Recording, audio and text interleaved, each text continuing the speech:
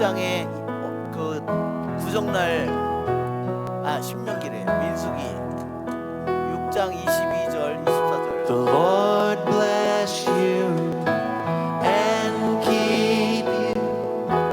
Make His face shine upon you. Be gracious to you. The Lord turn His face toward you and give you peace. The Lord bless you 주님께서 복을 내려주시고 and keep you. 지켜주시고 Make His face shine upon you. 당신의 Be 얼굴을 gracious to you. The Lord turn His face toward you 당신의 얼굴을 들어 and give you peace. 그래서 화를 주소서.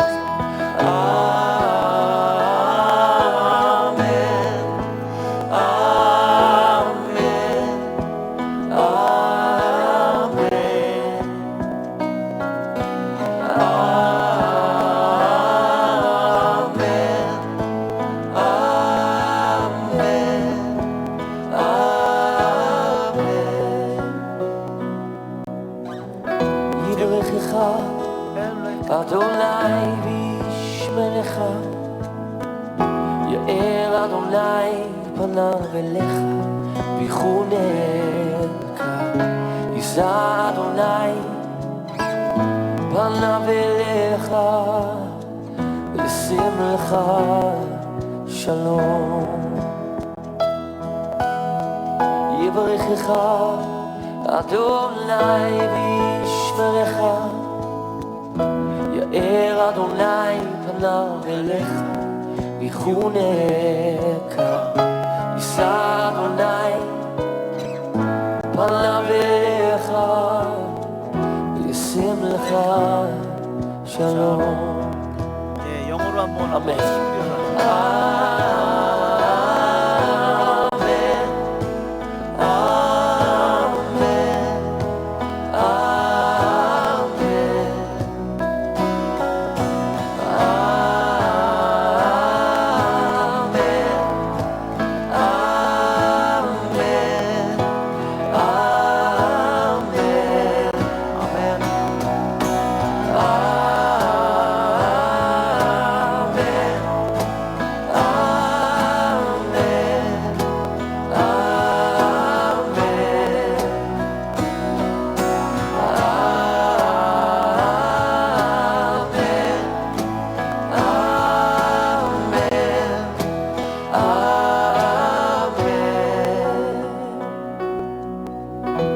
יברכך אדוני וישמרך, יאר אדוני פניו אליך ויחונך, יישא אדוני פניו אליך וישים לך שלום.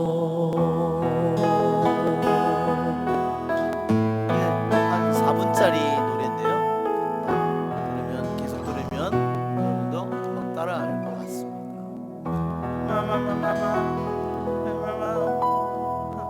예, 예볼레카카. 예, 하다 보면 언어라는 게 그렇잖아요. 맨 처음에는 뭐 어려울 것 같이 느껴지지만 계속 하다 보면 예볼레카카 아도나이.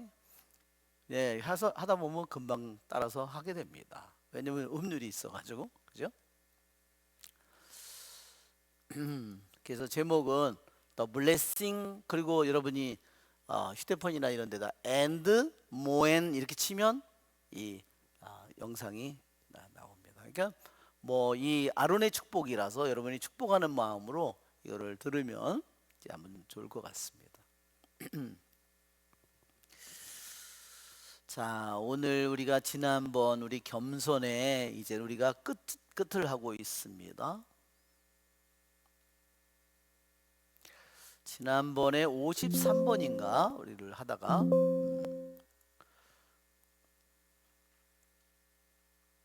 그렇죠? 53번 하다가 그랬죠? 할 차례일 것 같아요. 53번. 네, 53번 주님의 기도를 시작하겠습니다. 성부와 성자와 성령의 이름으로 아멘. 하늘에 계신 우리 아버지, 아버지의 이름이 거룩히 빛나시며 아버지의 나라가 오시며 아버지의 뜻이 하늘에서와 같이 땅에서도 이루어지소서.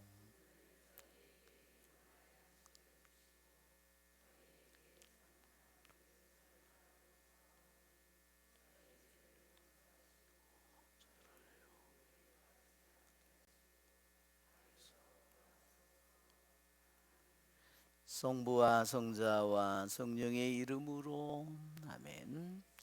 참 예수님, 네, 겸손의 25계단 53번 우리가 한번 본문을 읽겠습니다. 우리는 자신을 낮추려 하지 않기 때문에 하느님께서는 우리가 자신의 허물들을 이웃이 보는 만큼 분명히 볼 수 없게 하셨습니다.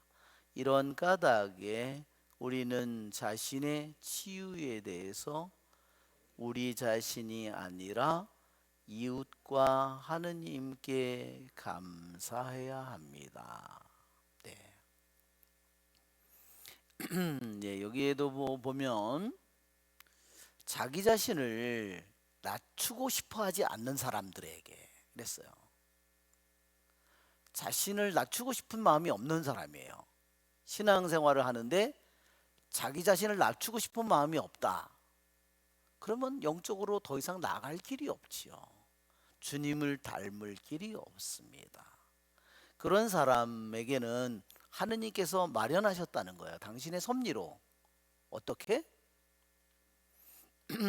자기의 결점을 볼 수 없게끔 하느님께서 섭리하신다는 겁니다. 어떻게? 자기 이웃이 자기의 결점을 내 이웃 사람이 자기의 결점을 보는 만큼 보지 못하게 만들었다는 겁니다. 하느님께서 그렇게 섭리하신다는 거예요.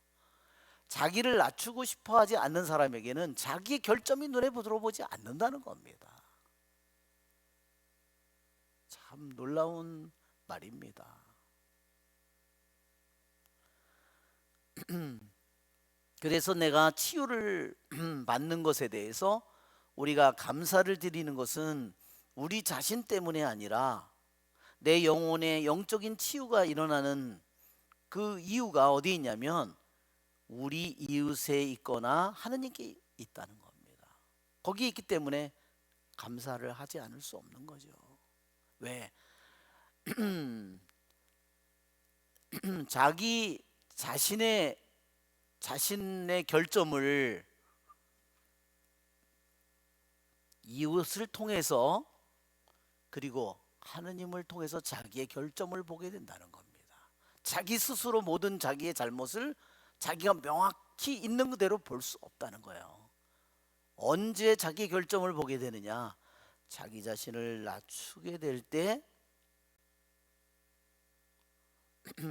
그때 자기의 결점을 자기가 점점 깨닫게 된다는 겁니다. 그러니까 겸손하지 못한 영혼은 어때요? 남들의 잘못만 다 알고 있는 겁니다.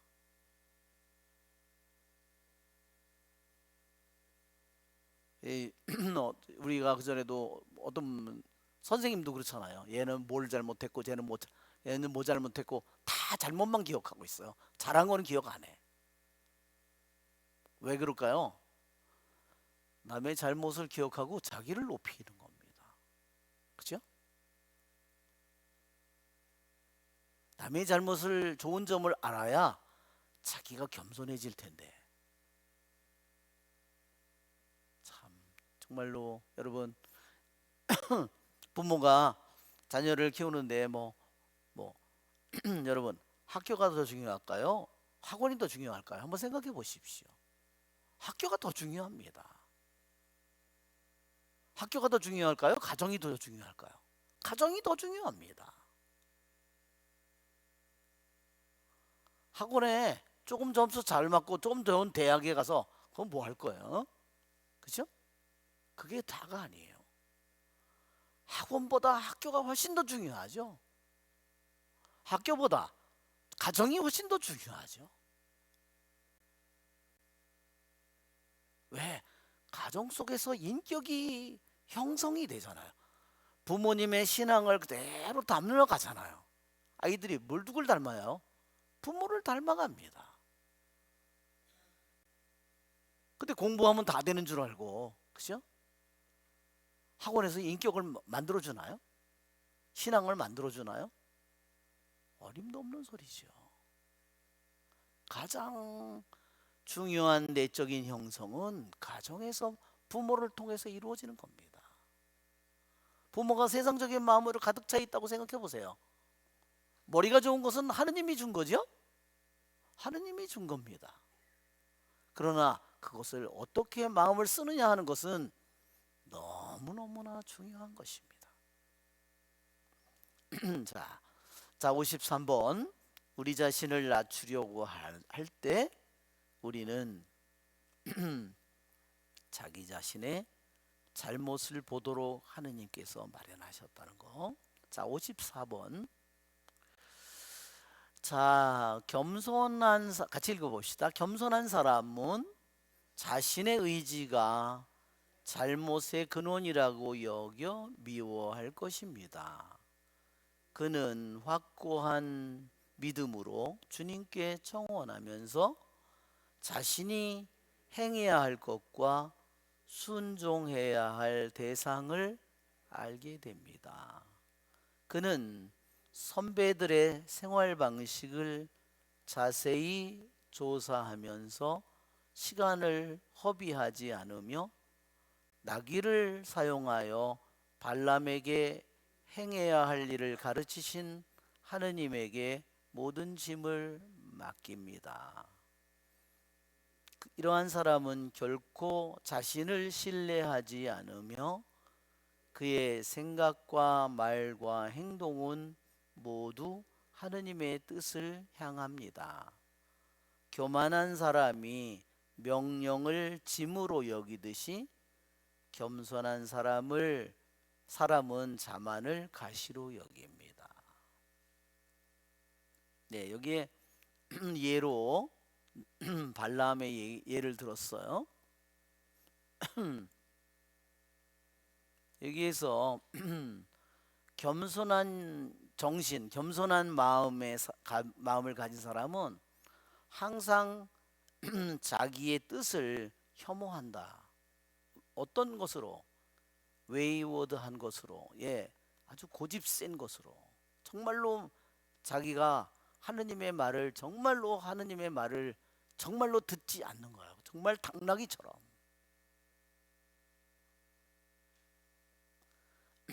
웨이워드라는 것이 아주 고집센, 당나귀처럼 고집센 이런 그런 뜻이에요. 하느님께 그는 주님께 청하는데 그는 어떻게 공부를 하느냐? 흔들림 없는 믿음으로 공부한다는 겁니다. 뭐를 흔들림 없는 마음으로 배우기 위해서, 그리고 자기의 뜻이 아니라 하느님의 뜻에 순종하기 위해서, 자기의 뜻을 이루기 위해서가 아니라 하느님의 뜻을 배우고 하느님의 뜻에 순종하기 위해서 그는 흔들림 없는 마음으로 믿음으로 그는 공부합니다. 그는 자기의 주의를 어디에 기울이지 않느냐면 자기보다 먼저 간 그 스승들의 생활에 거기에 집중하지 않고 오히려 자기의 주의를 집중하냐면 하느님께 자기의 주의를 집중합니다.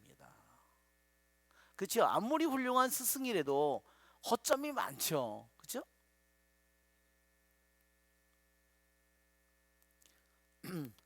하느님에게 주의를 집중합니다. 왜? 인간 스승을 보면 결점이 너무나 많기 때문에. 너무나 그러면 내가 이거 못하러 이런 데 와서 이렇게 하고 살지? 이런 수동원에 와서 내가 이렇게 왜 살지? 왜 성당에 와서 왜 이런 걸 하고 있지? 왜 성당에 다니고 있지? 이런 회의를 자꾸 갖는다는 겁니다. 하느님에게 주의를 집중해야 된다.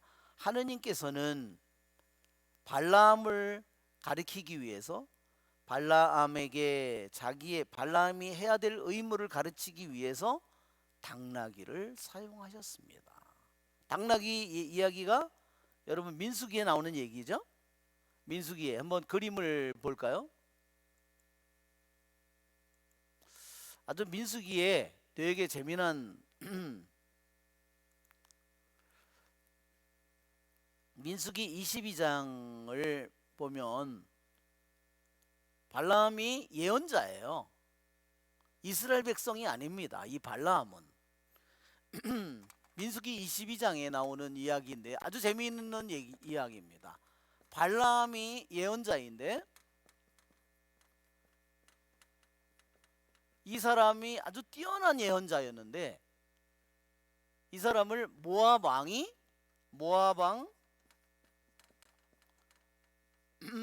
발락이 불렀어요. 왜 불렀느냐? 지금 약속의 땅으로 모압 땅을 거쳐서 들어가야 되거든요. 자기 땅까지 왔어. 에집트를 탈출해서 저기까지 40년에 걸쳐서 거기까지 온 거예요. 이 무리가 그러니까 이 발람에게 이스라엘 백성을 저주해 달라고 부르는 겁니다. 이 발락이 어떻게 불렀냐면 보물을 어마어마하게 보내서 주겠다고 보낸 거예요. 발람 예언자가 나는 거기 못 갑니다. 이렇게 얘기했는데 마음은 어디에 있어요? 보물에 있어요. 보물에. 이 썩을 놈이. 안 가겠습니다 말하자면 이런 가지 말아야 되는데 계속 마음이 보물에. 결국은 어떻게 해요? 거기를 갑니다. 그래서 이제 지금 여기 당나귀를 타고서 지금 여기에 당나귀 그림 나오죠? 당나귀를 타고 가는 거예요. 하느님이 그가 가는 것을 보고 화가 나셨어요. 그래가지고서 천사를 보낸 거예요. 당나귀는 천사를 보고 있는데 이 발라함은 자기가 타고 있는 당나귀는 천사가 칼을 들고 자기들을 치려고 있는 걸 보니 자기가 못 가겠다고 벽으로 붙은 거예요. 이렇게. 그러니까 어떻게 되겠어요? 다리가 쓸렸겠죠. 자기 타고 있으니까 이 새끼가 이거 계속 막 때리는 거예요. 계속. 그렇죠? 그런데 하느님께서 입을 열어가지고 당나귀가 말을 하게 합니다. 그렇죠? 왜 날 때요? 그러니까 이 발람이 뭐라 그래요? 자기 당나귀한테 내가 칼이 있었으면 너를 찔러 죽였을 거라고. 그러니까 당나귀가 대답하기를 내가 이때까지 당신의 당나귀로 살았는데 이때까지 내가 속을 썩인 적이 있었냐고. 없었다. 그때 눈이 열리면서 천사가 칼을 들고 있는 모습을 본 거예요. 그래서 여러분 하느님은 당나귀도 말을 하게 하신다고. 여러분 개가 말을 하면요 우리 죽습니다. 그래도 이게 당나귀니까 괜찮지. 개가 말을 하기 시작하면요 우린 죽는 겁니다. 네가 인간이냐? 그러면서 정말 너무너무 재미난 그 민수기 22장에 그래서 어떻게 해요? 당나귀는 쓰러져 있고 내려서 천사가 칼을 들고 거기에 있죠? 예. 예. 정말 화가들이 예? 이거 지금 말하는 게 느껴지죠? 왜 나 때려요?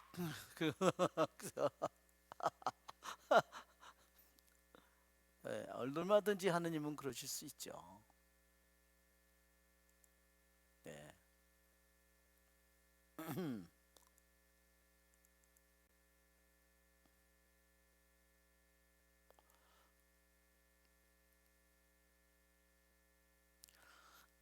자, 그러니까 아무리 스승이 모자르더라도 당나귀처럼 모자른 사람이라도 하느님은 쓰실 수 있다는 거예요. 그 사람을 스승으로, 정말로 모자르고 고집세고 그런 사람이라도 하느님은 그 사람을 가르치는 도구로, 스승으로 삼을 수 있다는 겁니다. 그렇기 때문에 자기보다 먼저 간 사람들의 생활에 주의를 집중하는 것이 아니라 발람에게 가르치기 위해서 당나귀를 사용한 오히려 하느님께 주의를 집중해야 한다. 이런 사람은 어떤 사람들이냐? 그가 모든 것을 하고 생각하고 말할 때 언제나 뭐를 따라서 생각하고 말하고 행동하느냐면 하느님의 뜻에 따라 행동하고 생각하고 말합니다. 그는 결코 자기 자신을 신뢰하지 않습니다.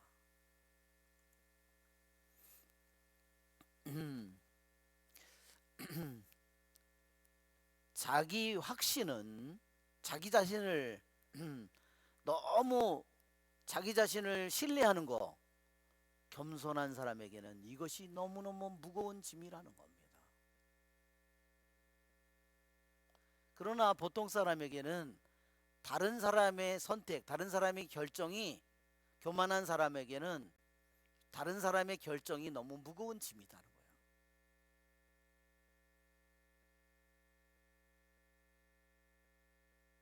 그러니까 자기 자신을 믿는 것이 겸손한 영혼에게는 너무너무나 무거운 짐인데, 교만한 사람에게는 다른 사람의 결정이, 다른 사람의 선택이 너무너무 무거운 짐이라는 겁니다.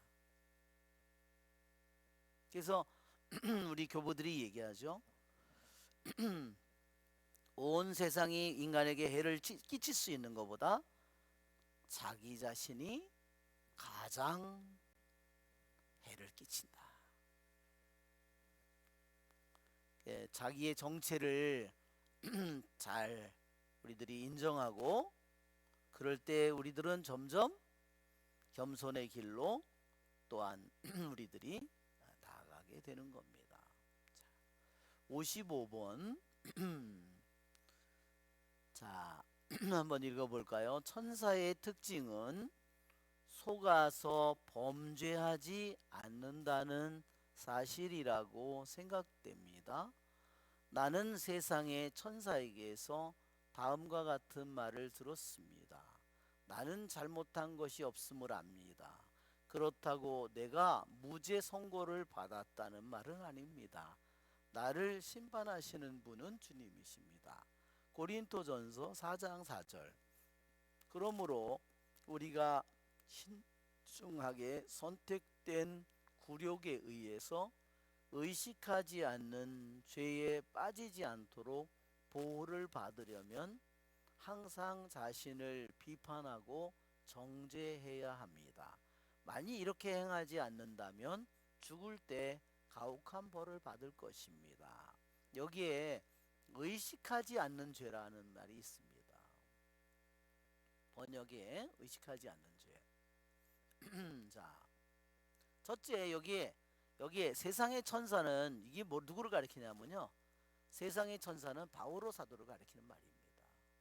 이게 고린토전서 4장 4절 이 말씀을 한 것이 바오로 사도이기 때문에 여기서 바오로 사도를 세상의 천사라고 여기서 얘기한 겁니다. 자, 여기 보면 이렇습니다. 천사와 같은 속성, 천사와 같은 속성을 지닌 사람, 그런 사람은요 결코 몰래 죄를 짓지 않습니다. 여기에 몰래 죄를 짓지 않는다는 말은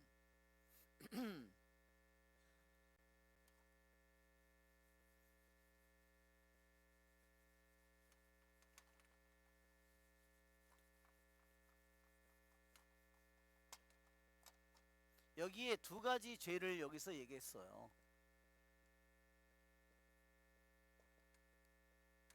그 다음에 involuntary.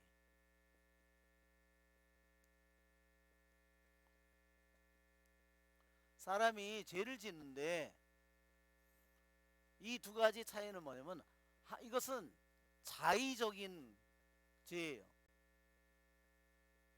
자기가 분명히 알면서도 자기 뜻으로 짓는 죄예요. 이거는 인발란타리, 자기도 모르게 짓는 죄예요. 인발란타리다. 자기는 원했으면 절대로 짓지 않을 텐데 자기가 너무나 모르고서 짓는 죄예요. 뭐 그런 것도 우리가 많잖아요. 모르고 그냥.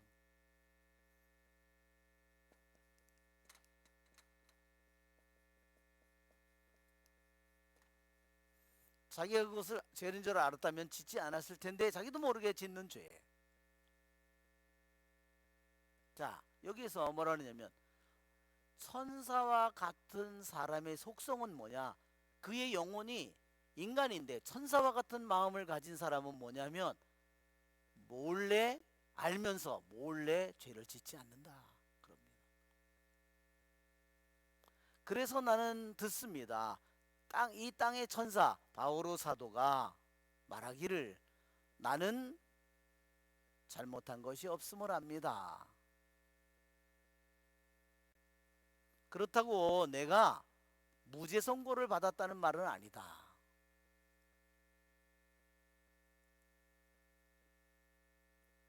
내가 잘못한 것이 없음을 알지만 내가 완전히 죄가 없다는 뜻은 아니에요. 그러니까 거기서 나를 조사하시는 분은 주님이십니다. 나를 심판하시는 분은 주님이십니다. 자, 그 다음 기절을 볼까요? 끊임없이 우리 자신을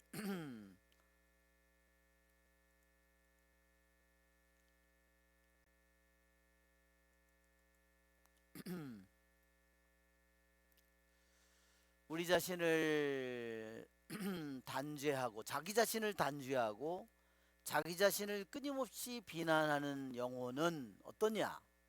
어떻게 왜 그렇게 하느냐면 무엇을 집어던지기 위해서 그가 여기 나오잖아요. voluntary, involuntary sins. 자기도 모르게 짓는 죄를 벗어던지기 위해서 목적이 이거예요. 목적이 자기가 이제 자의적인 죄는 짓지 않는데 어떤 영혼이 자의적인 죄를 짓지 않는 영혼이 있는데 또 더 나아간 영혼은 자기가 모르고도 짓는 죄를 거기를 벗어 던지려고 한다는 거죠. 그러나 여러분 한번 생각해 보세요. 조금 일이 있으면 뭐 주일 뭐 빠지면 성사 한번 보면 되는데 이거는 자기가 그걸 벗어 던질 마음이 없어요. 그 자의적으로 이미 뜻을 가지고 있는 거예요. 그걸 하려고. 자의적인 죄, 자기가 알면서 자기 뜻으로 죄를 짓는 거, 그거를 하는 사람은 여기서 말하는 것처럼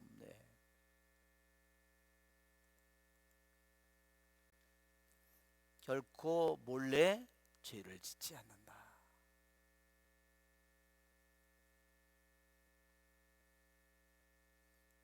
그러나 자기가 베드로 사도가 말한 것처럼 나는 내 자신에게 잘못한 것이 없는 걸 알지만 그렇다고 내가 완전히 의롭다는 것은 아니다.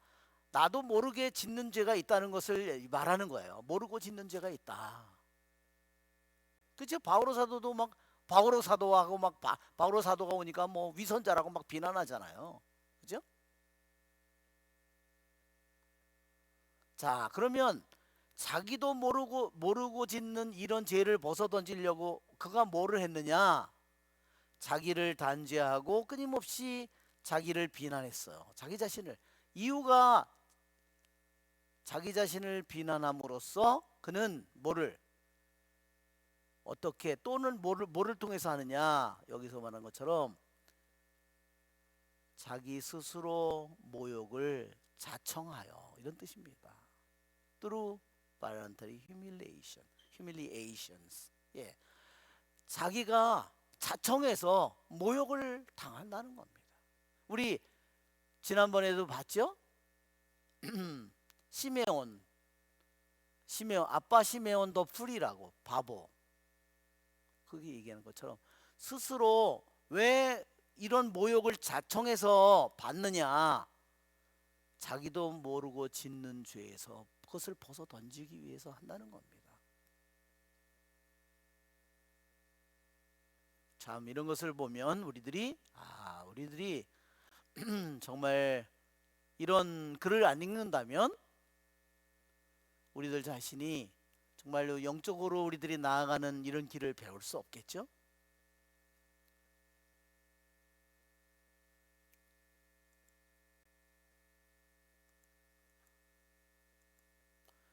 그 전에 제가 그 전에 그 신학교 다닐 그럴 때예요. 실학생 때 저희 이제 그 전에 옛날에는 가난하니까 다 방도 없고 그래가지고서 한 방에서 우리 삼형제가 다 같이 잤거든요. 그런데 그 이제 크니까 그 저도 나가서 술을 먹고 들어와요. 조금 있으면 동생이 또 술을 먹고 들어와요. 근데 이 막내가 이제 학교를 들어갔어요. 이 막내가 술을 먹고 들어오는 거예요. 제일 늦게. 그래서 이제 같이 자는 거예요. 세 명이서 이렇게 다 코를 막 골고 막 술이 취해가지고 그래서 내가 들어넣어가지고 야. 근데 이제 동생이 그래도 막내니까 이쁘잖아요. 그래서 이제 나하고 작은 동생은 떨어져서 이렇게 자면 동생이 막내가 가운데 자는 거예요. 그래서 이쁘잖아요. 근데요, 얘가 술이 이렇게 취해가지고 자다가 뭐라냐면 에이씨 탁! 그리고 와!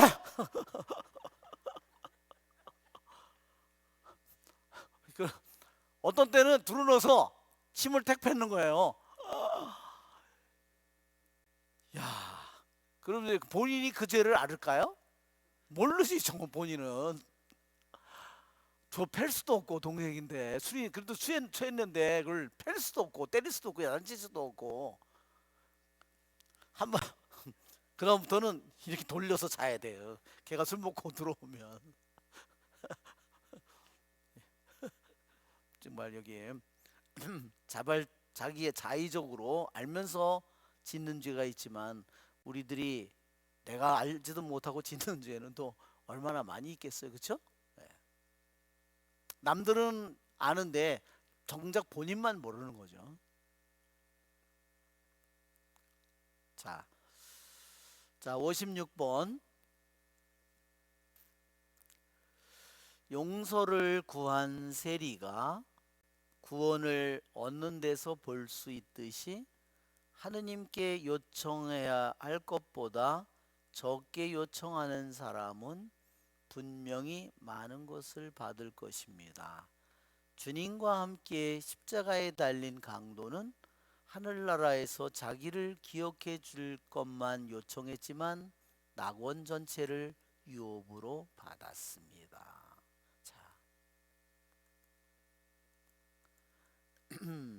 여기에 보면 그가 마땅히 받아야 할 것보다 더 적은 것을 하느님께 청했다는 말이에요. 그랬더니 자기가 마땅히 청해야 할 것보다 받아야 될 것보다 더 적은 것을 청했더니 하느님께서 어떻게 했어요? 그가 마땅히 받아야 될 것보다 훨씬 더 많은 것을 준다는 겁니다. 그런데 여러분 바리사인은 어때요? 자기가 마땅히 받아야 될 것보다 자기 스스로 이미 너무 많이 자기를 높여놨어. 그러니까 어떻게 돼요? 하느님께서 그의 기도를 받아들이지 않는 겁니다. 이것이 바로 세리를 통해서 보여지는 것이다.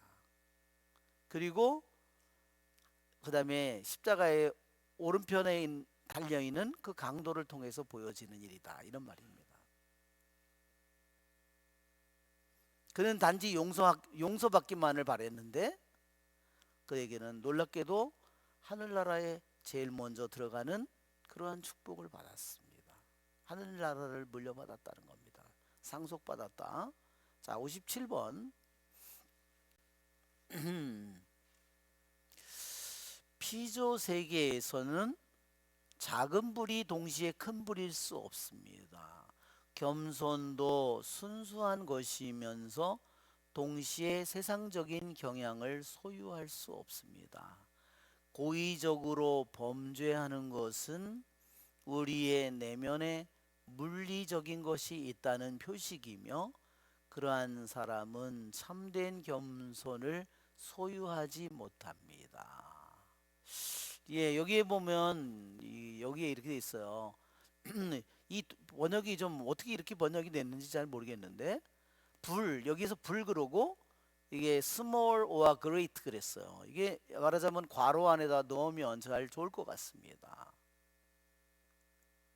즉 불이 큰 불이든 작은 불이든, 작은 불이 있든 큰 불이 있든 어떤 거냐, 어떠한 자연적인 피조물 안에 불이 없다는 거예요. 그렇죠? 동물이든 어떤 저기든 식물이든 우리 사람이든 어떤 그 자연 피조물의 안에 불을 본다는 것은 불가능한 일이다. 여기에서 그래서 이 불은 뭐를 말할까요? 여기에 불은 갈망을 가리키는 겁니다. 이 불은.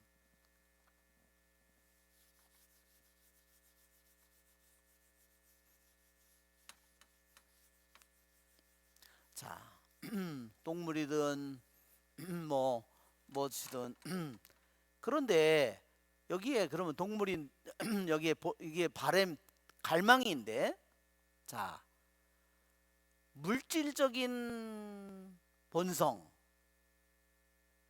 그러니까 뭐 나무니 식물이니 뭐 사람이니 동물이니 다른 것이 물질적인 본성을 가졌잖아요.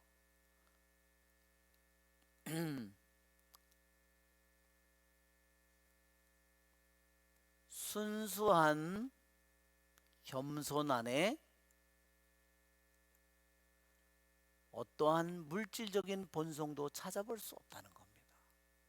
그러니까 어떤 사람의 영혼이 이 세상에 물질이든 사람이든 뭐 이성이든 뭐든 물질적인 어떤 것을 자기가 갈망하고 있는 것은 그 사람 안에 참된 겸손이 이미 없다는 겁니다.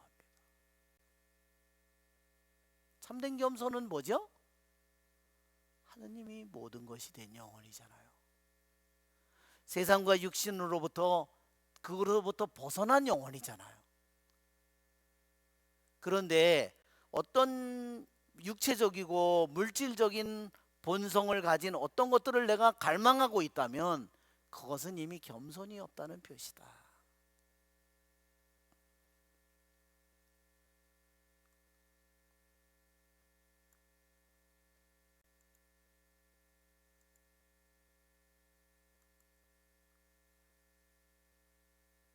자, 여기에서 다시 한번 강조하고 있습니다. 여기에 발란타리, 다시 이게 나왔죠?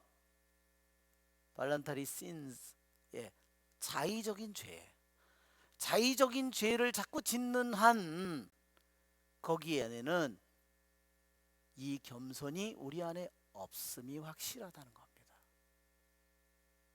똑같은 죄를 계속 반복하고 있는 사람, 자의적으로 자기가 분명히 알면서 자기가 이 죄를 짓고 있는 사람은 우리 안에 겸손이 없다는 것이 확실하다. 그것은 뭐냐? 그 안에 분명히 물질적인 어떤 것이 우리들 안에 자리 잡고 있다는 뜻이다.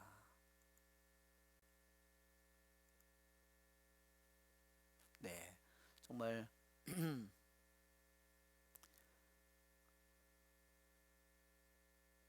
겸손 안에 어떤 물질적인 갈망이 없다, 어떤 물질적인 불이 없다는 거.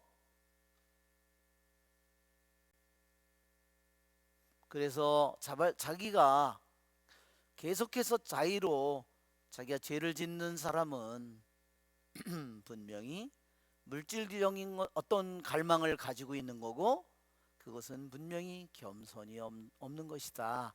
여기서 이것을 보여줍니다.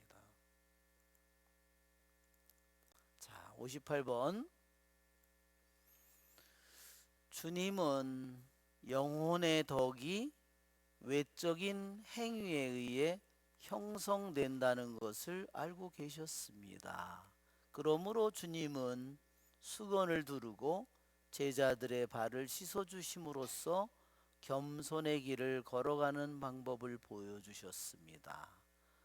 영혼은 몸이 행하는 것에서부터 형태를 취하고 그에 순응하면서 형성됩니다. 천사들 중 하나는 다스리는 자라는 사실 때문에 교만해졌습니다. 물론 이런 이유 때문에 원래 그에게 그런 특권이 주어진 것은 아니었습니다.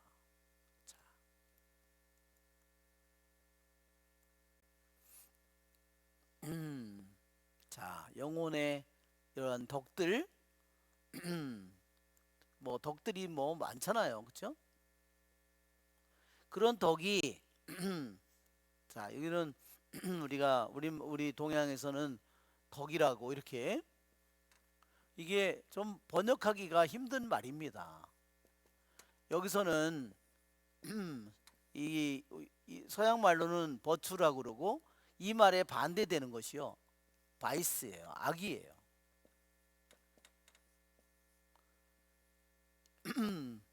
이것은 뭐냐면 덕이라고 그러고, 이거를 이 버추라고 하는 것은 뭐라 하냐면요, 서양 말로 개념을 얘기할 때 이것을 하비투스라고 그럽니다.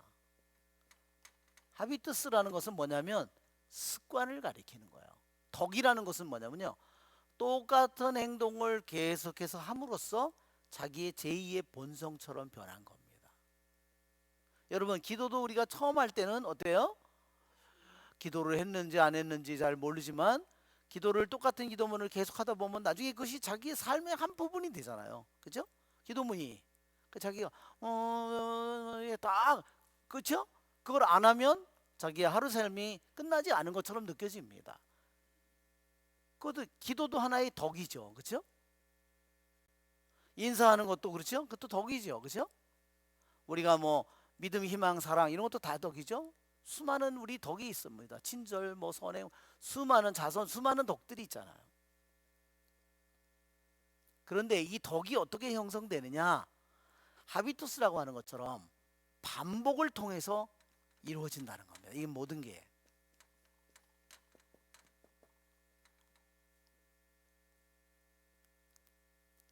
그렇죠? 욕하는 습관도 어떻게 하죠? 한두 번 하다 보면 그 욕이 습관이 돼버리고 맙니다. 불평하는 것도 한두 번 하다 보면 습관이 됩니다. 그러면 그게 누구한테 가죠? 자기 가족이 그냥 갑니다. 불평을 해야 되면 그것이 가족들의, 내 말을 통해서 가족들의 귀에 그냥 박히잖아요. 저걸 왜 해놨을까? 막 이렇게 하면 그 말이 그냥 비수처럼 들어가죠. 자, 덕이 어떻게 형성되는가? 그것은 외적인 행동에 따라서 그것이 만들어지는 겁니다. 여기 이렇게 됐어요. 외적인 행동에 의해서. 외적인 행동에 의해서. 자, 덕이라는 것은 내면적인 것인데, 분명히 덕은 내면적인 것인데 외적인 행동을 통해서 그것이 만들어진다는 겁니다. 진흙으로 말하자면 자꾸 만들듯이. 그래서 예수님께서 그것을 보여주기 위해서 친히 수건을 드시고 우리에게 겸손의 길을 어떻게 걸어가는지를 우리에게 보여주셨다는 겁니다. 자, 여기에서 그래서 영혼은 뭐냐면, 영혼은 무엇처럼 되느냐? bodily occupations. 즉, 내가 육체가 무엇에 내가 몰두해 있는가? occupation을 우리말로는 직업이라고 그러지만요, occupy라는 말은 뭐냐면 내가 뭐뭐에 내가 몰두하는 겁니다. 뭐뭐에 내가, 내 몸이, 여러분 내가 몸이 뭐 있어요? 맨날 컴퓨터를 이렇게 손가락이 이걸 두들기고 있어.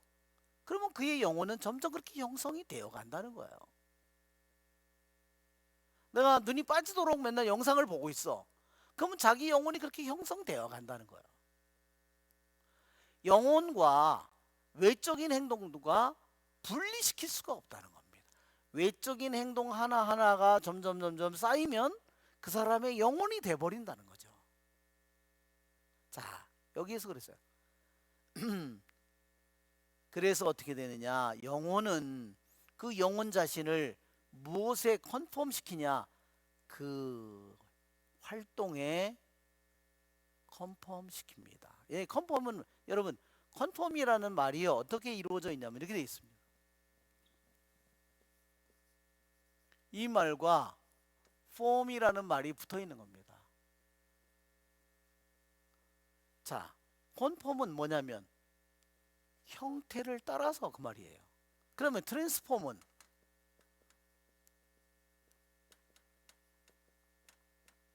형태를 바꾼다는 겁니다. 다른 형태로 바꾸는 겁니다.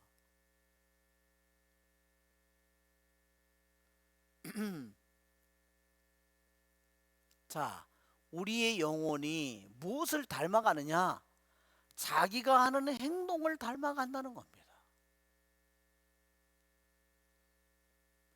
그래서 영혼은 자기가 하는 그 행동을 닮아가고 그것을 따라서 똑같은, 여기에 똑같은 모양의 형태를 갖는 겁니다. 컨폼. 그리고 어떻게 하느냐, 그 형태를 무엇으로부터 받느냐, 자기의 행동으로부터, 자기가 하는 행동에 따라서 자기가 형태를 부여받는다는 겁니다. 그래서 자기가 한 행동, 그것에 의해서 영혼이 행동에 의해서 그것이 이 영혼 속에 들어와서 영혼으로 그게 굳어진다는 거죠. 영혼으로 형태를 갖추게 된다. 그러니까 이러한 기절들은, 그래서 우리의 영혼과 육체에 내가 하는 행동들이 밀접하게 연관되어 있구나. 그냥 육체의 행동 없이 영혼이 따로 있는 게 아니구나. 하느님은 우리의 영과 혼과 육이 하나로 연결되도록 만들었어요.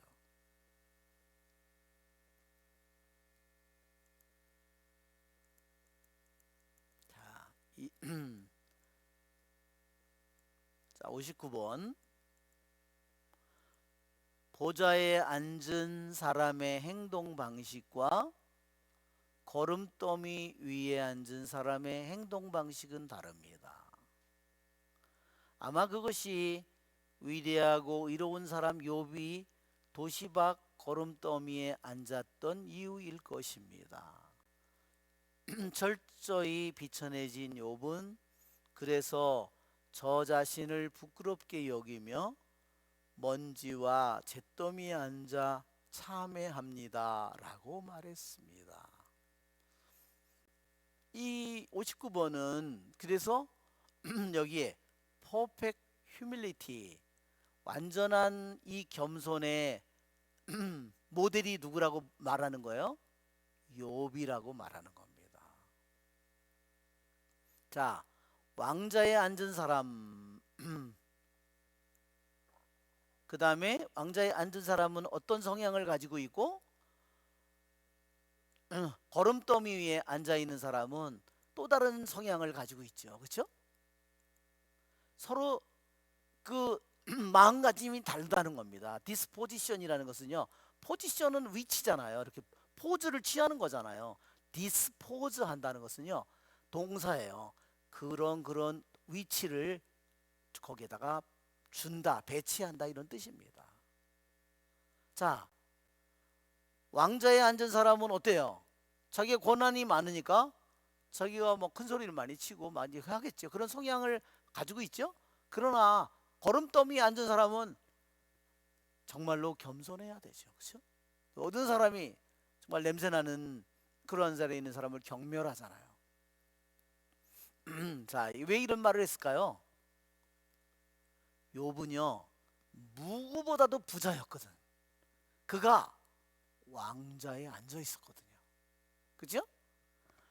자식들도 10명이나 되고 종들은 헤아릴 수가 없고 낙타 양떼는 수만 마리고, 그죠?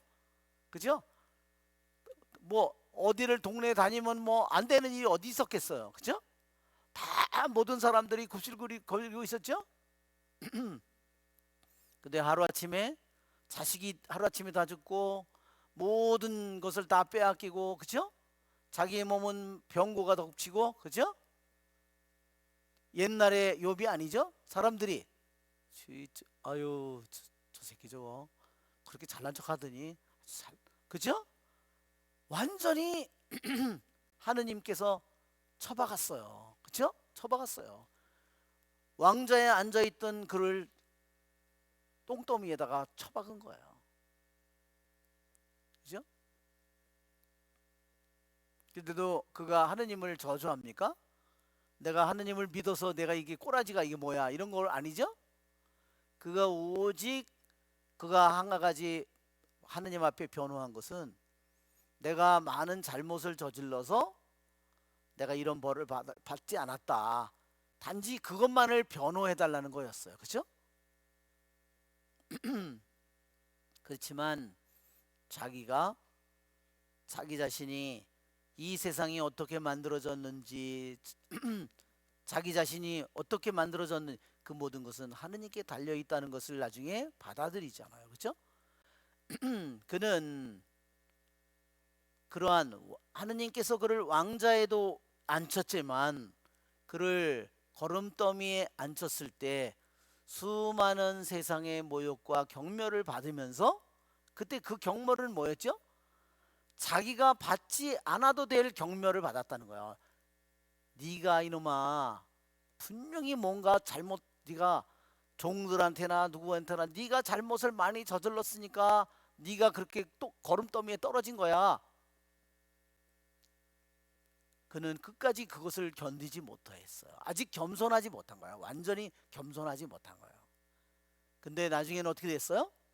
나중에는 이제 거름더미에 앉아서 자기가 먼지만도 못한 존재라고. 그렇죠? 원래 우리들이 먼지만도 못한 존재잖아요. 우리가 내가 어디 뭐 태어나기 전부터 내가 어디에 먼지를 땅을 가지고 있었어요? 없죠. 여기서 말하는 것처럼 예. 나는 내 자신을 미워합니다. 나는 정말로 내 마음이 다 녹아내렸습니다. 나는 내 자신이 흙이요 먼지에 불과하다고 생각합니다.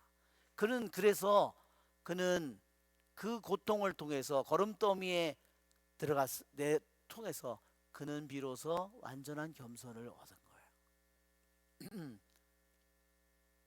자, 하나만 더 하도록 하겠습니다.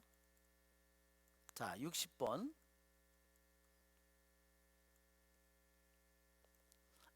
므낫세는 다른 사람들과는 다른 죄를 범했습니다. 그는 우상들로 하느님의 성전을 더럽히고 거룩한 예전을 오염시켰습니다. 온 세상에 금식으로도 그의 죄를 보상할 수 없었겠지만 겸손은 치료할 수 없는 그의 상처를 치료해 줄 수 있었습니다. 다윗은 이렇게 말했습니다. 당신께서는 제사를 즐기지 않으시기에 제가 번제를 드려도 당신 마음에 들지 않으시리이다. 하느님께 맡겨진 제물은 부서진 영, 부서지고 꺾인 마음을 하느님 당신께서는 업신여기지 않으십니다. 자, 마나세라는 왕은요 히즈키야의 아들이었어요. 히즈키야 왕은 이스라엘의 역대 왕 중에서요 정말로 손가락에 꼽는 두세 손가락에 꼽는 정말로 훌륭한 왕이에요. 근데 이 아들놈이 아주 아버지가 이뤄놓은 모든 우상들을 다 없애버리는데요, 우상이라는 우상들은 모두 다 들여왔어요. 왜 그랬을까요, 여러분? 아버지 왕 때 내쳐진 수많은 신하 요놈들이 아버지 왕이 죽으니까 그 다음에 요놈들이 와서 다 얼마나 저기를 했겠어요. 아첨을 했겠어요. 그래가지고 모든 우상을 들여왔습니다. 결국은 이 므낫세 왕이 어떻게 됐어요? 코에 고리를 끼워 가지고요, 적군들이 끌고선 그 나라로 끌고 갔습니다. 얼마나 그 오만했던 그 왕이 낚싯바늘에 코가 껴가지고 적군으로 끌려갔으니 정말 먼지만도 못한, 먼지도 아니죠. 차라리 얼마나 죽고 싶었을까요, 그렇죠? 그 속에서 그가 회개를 한 겁니다. 그래서 그가 다시 나라에 돌아와서요, 왕의 노릇을 다시 하면서요, 그가 완전히 회개한 사람이에요. 그것이 므낫세 왕의 이야기입니다. 그가 회개하기 전에 누구를 죽였냐면요, 이사야 예언자를 죽였습니다. 전해지는 바에 의하면요, 톱으로 썰어서 죽였대요. 정말 이거 뭐 끔찍한 죄를 지은 사람이죠.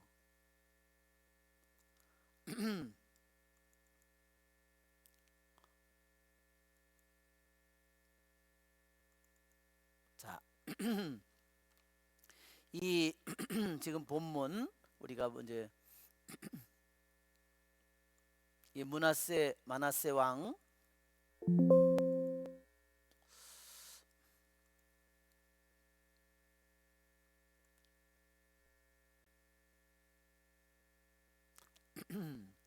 그래서 여기 이런 말을 있어요.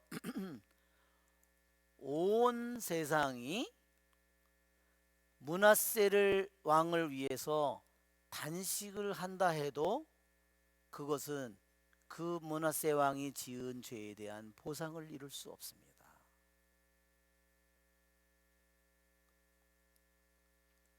온 세상 사람들이 다 므낫세 왕을 위해서 용서받도록 단식을 해도 용서받을 수 없다는 겁니다. 그러나 겸손은 어떠냐? 겸손은 그 므낫세 왕 안에 치료할 수 없는 그러한 것조차도 고칠 힘을 가지고 있습니다. 여러분, 겸손이 얼마나 커다란 힘을 가졌는지. 그래서 제목이 뭐였죠? 겸손, 패션을 정념을 죽이는 자, 이렇게 제목이 됐습니다. 여러분, 세상이 권력과 군사력이나 뭘로 다스려질 줄 알지만 세상을 다스리는 것은 뭐냐? 나는 마음이 온유하고 겸손하니 그 모든 것을 다스릴 것은 겸손입니다. 자, 그래서 여기에서 말하는 겁니다. 다윗의 희생제물을 당신이 바란 것이 아니라, 그죠? 여기에서 지금 이 이야기를 우리에게 하고 있습니다. 당신께서는 제사를 즐기지 않으시기에 번제를 드려도 당신 마음에 들지 않으시리이다. 하느님께 맡겨진 제물은 부서진 영, 부서지고 꺾인 마음, 이게 뭐냐? 이게 죄를 짓고 겸손해진 영혼을 가리키는 거예요. 겸손이 얼마나 소중한가를 하느님의 눈에 가장 소중한 것은 누가 권력이 많고 누가 머리가 똑똑하고 누가 잘났고 능력이 많은 것이 아니라 하느님을 기쁘게 하는 것은 부서진 영이요 건선한 마음이라는 거. 다시 여기 시편 50편을 통해서 우리가 다시 보게 돼. 그러니까 시편 50편이 한마디로 겸손이라는 겁니다. 자, 오늘 여기서 마치도록 하겠습니다. 은총이 가득하신 마리아님 기뻐하소서.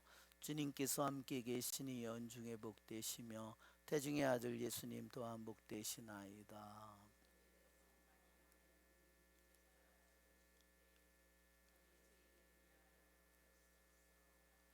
영광이 성부와 성자와 성령께